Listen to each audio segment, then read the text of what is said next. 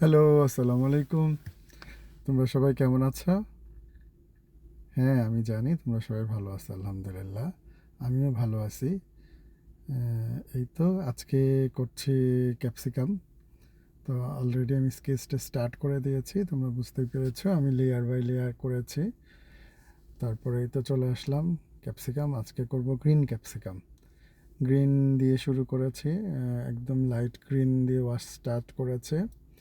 আর একটু উপরের দিকে আমি হোয়াইট রেখেছি, কারণ আমি ওখানে শাইনিংটা যেহেতু, আর ক্যাপসিকাম যেহেতু অনেক গ্লোসি, তো আমি এই জন্য শাইনিটা ধরার জন্য উপরের দিকটা একটু ছেড়ে দিয়েছি কালার।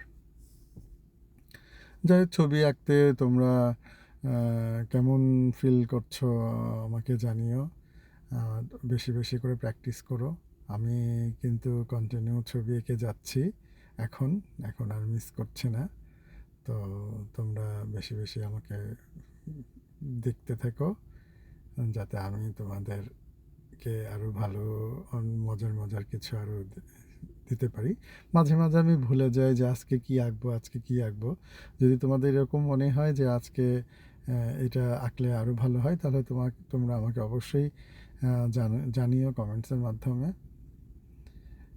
যাই হোক, এনিওয়েজ আমি অলরেডি অনেকখানি করে ফেলছি। আমি একটু ডিপ কালার দিয়ে ক্যাপসিকামের মাঝখানে যে ভাঁজগুলো আছে সেগুলো বোঝানোর চেষ্টা করলাম।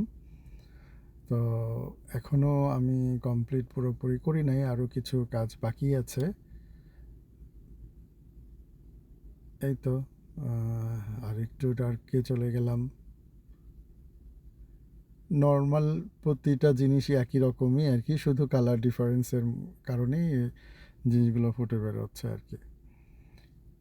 আমি যদি এটা অরেঞ্জ দিয়ে করতাম তাহলে লাল ক্যাপসিকাম হয়ে যেত, অরেঞ্জ দিয়ে স্টার্ট করতাম, তারপরে রেডে যেতাম। এই তো এরকমই। যাই হোক, এই তো অনেকখানি হয়ে গেছে আমার। আর বেশি কিছু করব না।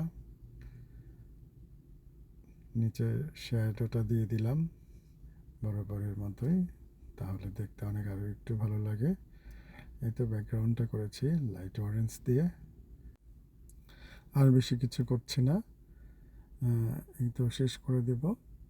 তোমরা আমাকে জানিও তোমাদের ছবিটা কেমন লাগতেছে। আর প্র্যাকটিস ঠিক মতো করতে থেকো। সবাই সুস্থ থেকো, ভালো থেকো, আমার জন্য বেশি বেশি করে দোয়া করো। এই তো আর কি বলবো। ঠিক আছে, নেক্সট ভিডিওতে আবার দেখা হবে। আল্লাহ হাফেজ।